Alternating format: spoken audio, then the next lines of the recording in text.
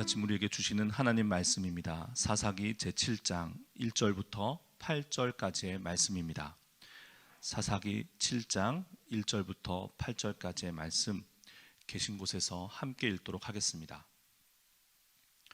여룹바알이라 하는 기드온과 그를 따르는 모든 백성이 일찍이 일어나 하롯샘 곁에 진을 쳤고 미디안의 진영은 그들의 북쪽이요 모레산 앞 골짜기에 있었더라.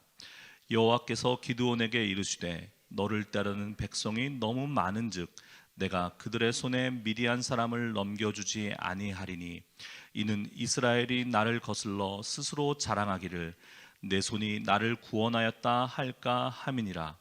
이제 너는 백성의 귀에 외쳐 이르기를 누구든지 두려워 떠는 자는 길르앗산을 떠나 돌아가라 하라 하시니 이 돌아간 백성이 22,000명이요 남은 자가 10,000명이었더라.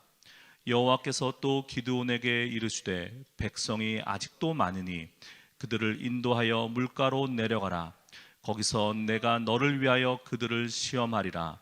내가 누구를 가리켜 내게 이르기를 이 사람이 너와 함께 가리라 하면 그는 너와 함께 갈 것이요 내가 누구를 가리켜 내게 이르기를 이 사람은 너와 함께 가지 말 것이니라 하면 그는 가지 말 것이니라 하신지라.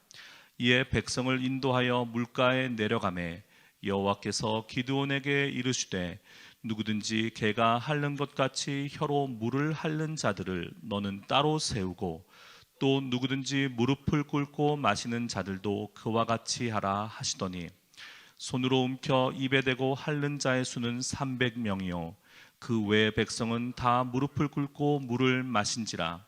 여호와께서 기드온에게 이르시되 내가 이 물을 핥아 먹은 300명으로 너희를 구원하며 미디안을 내 손에 넘겨주리니 남은 백성은 각각 자기의 처소로 돌아갈 것이니라 하시니 이에 백성이 양식과 나팔을 손에 든지라.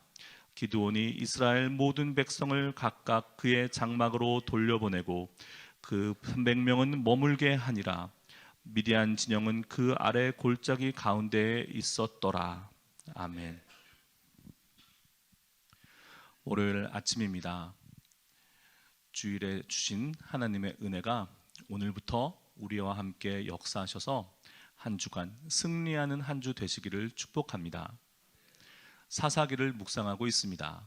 오늘은 기드온과 그의 300 용사의 이야기입니다.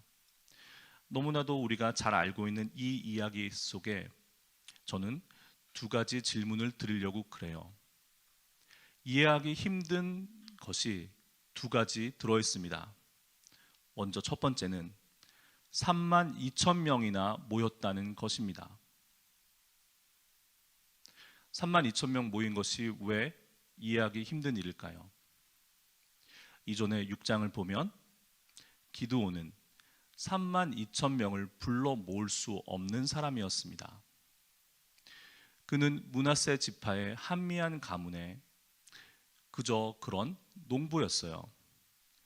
6장 11절에 보면 미디안 사람들이 무서워서 밀 타작을 하는데 몰래 숨어서 타작 마당에서 밀을 까부르는 것이 아니라 포도주 즙들 은밀한 곳에서 몰래 숨어서 양식을 위해서 밀 타작을 합니다.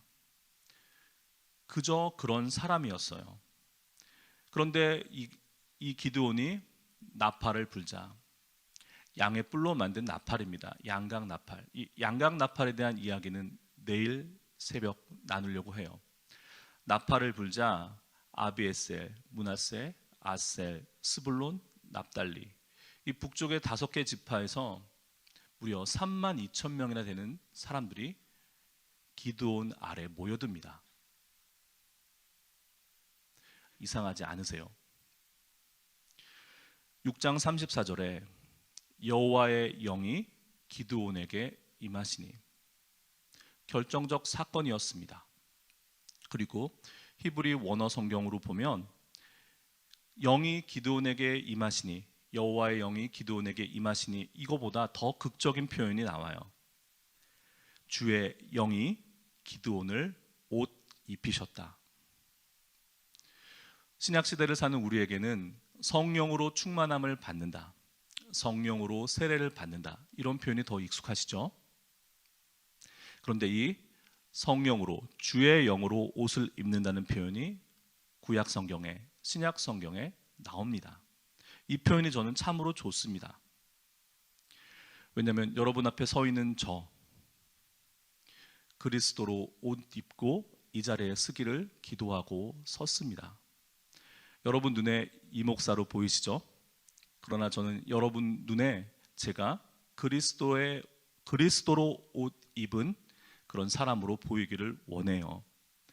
누가복음 24장 49절에 주님의 말씀입니다. 볼지어다 내가 내 아버지께서 약속하신 것을 너희에게 보내리니 너희는 위로부터 능력으로 입혀질 때까지 이 성에 머물라. 그리고 바울 사도가 갈라디아서 3장 27절에서 이렇게 말했습니다. 누구든지 그리스도와 합하기 위하여 세례를 받은 자는 그리스도로 옷 입었느니라.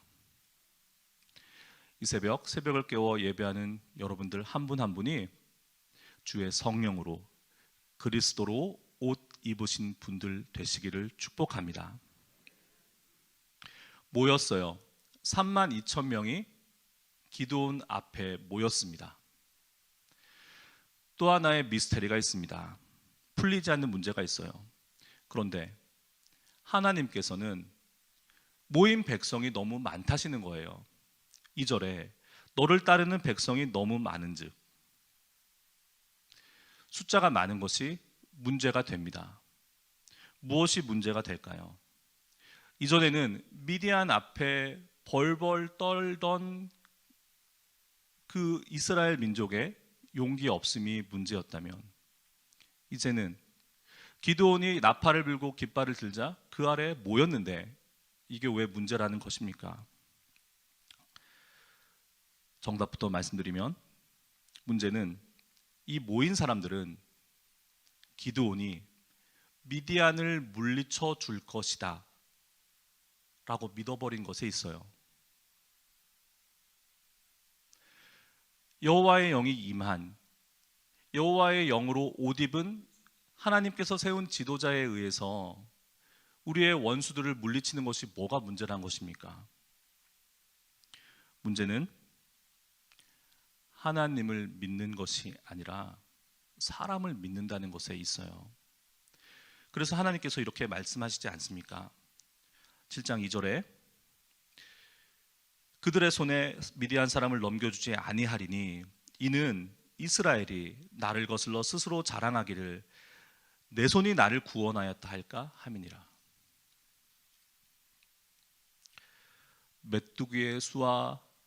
메뚜기의 수만큼 많고 그 낙타의 수는 해변의 모래알같이 많은 그 미디안 동맹, 미디안과 아말렉과 동방에서 온 그 민족들의 동맹이 이제는 해볼만 하다 생각이 된 겁니다. 32,000명이 모이니까요. 잊은 거예요. 우리를 구원하여 주소서, 하나님이여 우리를 구원하여 주소서, 그렇게 간절히 부르짖었건만, 그래서 하나님께서 기드온을 부르셔서 기드온을 세웠건만, 그래서 기드온의 깃발 아래 32,000명을 모았건만, 그 사람들은 이제는 해볼만 하다, 다른 말로 말하면 이제 우리가 강하다 라고 착각하기 시작하는 것입니다. 하나님께서는 두려워 떠는 자 22,000명을 돌려보냅니다. 그러면 여러분, 이제 남은 사람은 싸울 자신 있는 사람 남은 거잖아요. 그런데 이 중에 하나님께서는 7장 4절에 백성이 아직도 많으니 안 된다는 거예요. 그리고 9,700명을 돌려보냅니다. 돌려보내는 방식은, 하나님이 사람을 가려 세운 방식은 매우 특이해요. 물 마시는 모습 보고 우리들 이렇게 알고 있습니다. 사주 경계하면서 조심스럽게 물을 손으로 떠서 움켜쥐고 혀로 핥아 먹는 타고난 용사들은 남기시고, 조심성 없는 그저 자기의 갈증을 채우기 급한 사람들은 돌려보냈다. 여러분 어떻게 생각하세요? 여기서 한 가지 말씀드립니다. 기드온의 300 용사와 영화 300에 나오는 레오니다스 그 스파르타 왕 아래 그 근육질의 용사 300을 우리 혼동하시면 안 됩니다. 지금 하나님께서는 하나님 당신을 의지하지 않고 이제 우리가 강해졌으니 우리도 해볼만 하다라고 착각하는 사람들을 가려서 돌려보내는 겁니다. 그럼 물을 손에 움켜쥐고 혀로 개가 핥는 것처럼 핥아 마시는 사람들은 단순히 조심성이 있는 용사 300이 아니라 우리가 아닌 하나님께서 싸우신다. 우리가 강한 것이 아니라 하나님이 강하시다라를 믿는 사람 300을 따로 세우신 것입니다. 남은 자 300명, 정확히 말하면 남긴 자 300명이에요. 이들은 하나님만을 신뢰하는 사람들입니다. 하나님만을 의지하는 사람들이에요. 하나님 말씀하십니다. 내가 미디안을 내 손에 넘겨주리니. 여기서 우리 한 가지 정확하게 살펴볼 것이 있어요. 내가 넘겨주리니, 히브리 말로 하면 이것은 완료형 시제예요. 쉽게 말하면 내가 넘겨주었다, 이미, 이런 뜻입니다. 자신의 힘을 의지하거나 이제는 해볼 만하다, 나도 강하다라고 착각하는 사람들을 제외하고 오로지 하나님만을 의지하는 사람들, 그들 손에 나는 미디안을 넘겨주었다라는 말씀입니다. 문제는 이 본문에서 우리가 얻을 수 있는 영적 교훈은 우리의 약함에 문제가 있는 것이 아니란 것이에요. 문제는 우리가 약한 데 있는 것이 아니라 우리가 강하다고 착각하는 것에 있습니다. 답은 믿음인데요. 이 믿음은 내가 약할 때 주님은 강하시다. 나의 약함에 주님의 강함이 역사하신다는 것을 믿는 것입니다. 마가복음 9장 12절에 예수께서 들으시고 이르시되 건강한 자에게는 의사가 쓸데없고 병든 자에게라야 쓸데있느니라. 내 힘으로 나도 해볼만 해. 주님이 역사하시기 어려워요. 나 아무 문제 없는데, 나 건강한데. 주님 말씀하십니다. 병든 자에게라야 의사가 필요하다. 약할 때 강한 되심을 누구보다도 잘 알고 우리에게 교훈하고 있는 분은 바울 사도예요. 고린도후서 12장 9절과 10절에 나에게 이르시기를 내 은혜가 내게 족하도다. 이는 내 능력이 약한 데서 온전하여 짐이라. 아멘. 그러므로 도리어 크게 기뻐함으로 나의 여러 약한 것들에 대하여 자랑하리니 이는 그리스도의 능력이 내게 머물게 하려 함이라. 그러므로 내가 그리스도를 위하여 약한 것들과 능력과 궁핍과 박해와 곤고를 기뻐하노니 이는 내가 약한 그때에 강함이라. 아멘. 11월이 벌써 중순에 접어들었습니다. 우리 교회에서는 각 기관의 부서에 새로운 리더를 세우고 내년도를 준비하죠. 리더를 세울 때, 권면할 때 리더들께서 제일 이렇게 첫 번째로 말씀하시는 것이 저는 자격이 없습니다. 저는 능력이 없습니다. 여러분 앞으로 그렇게 변명하시면 안 돼요. 그것은 나는 자격이 없습니다, 나는 능력이 없습니다는 얘기는 내가 약할 때 일하시는, 내가 약할 때 역사하시는 주님을 거절해야 되는데 주님이 일하신다라는 것을 역설적으로 말씀하시는 거예요. 우리는 그런 사람들입니다.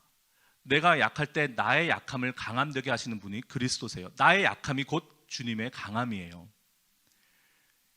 저는 능력이 없는데요. 주님이 하신다는 뜻입니다. 저는 자격이 없는데요. 우리가 언제 자격이 있었나요? 주님이 그렇게 우리를 사용하시겠다는 말입니다. 여러분, 우리의 약함을 자랑하는, 그래서 주님의 강함을 드러내는 저와 여러분 되시기를 소망해요. 우리의 약함이 주님의 강함이십니다. 우리가 약할 때 우리의 약함을 사용하시는 분이 우리 주님이세요. 그 믿음이 기드온과 남은 자 300명에게 내가 너희에게 미디안을 넘겨주리라 라고 말씀하셨던 하나님의 약속이 이루어지는 것입니다. 우리가, 저와 여러분이 그런 복된 사람들 되기를 이 새벽 축복합니다. 기도하시겠습니다.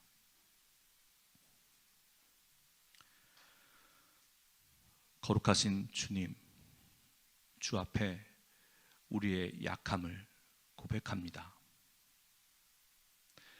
강하다고 착각했었던 우리의 교만을 주 앞에 내어놓습니다. 우리의 약함을 받으시고 우리의 약함을 사용하셔서 온전케 하시는 주께서 일하시옵소서. 약할 때 강함 되시는 주님을 의지합니다. 주님을 신뢰합니다. 주님의 그 역사가 필요한 주의 긍휼의 자녀들에게 오늘 하루 우리의 남은 인생 풍족한 은혜, 충만한 은혜 내려 주옵소서. 우리 주 예수 그리스도의 이름으로 기도합니다. 아멘.